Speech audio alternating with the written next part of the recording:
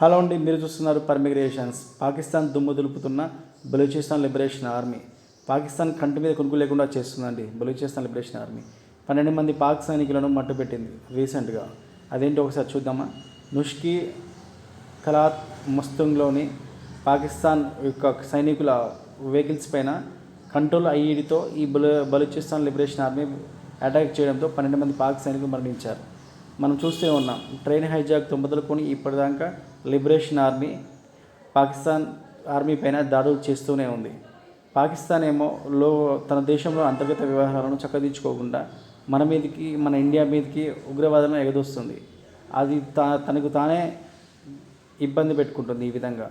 So 12 మంది పాక్ సైనికులు మరణించడం జరిగింది. ఈ విధంగా లిబరేషన్ ఆర్మీ పాక్ పైన దాడి చేస్తూ స్వతంత్రాన్ని కూడా ప్రకటించుకుంది. మరి ఇది ఎంతవరకు కొనసాగుతుందో చూడాలి.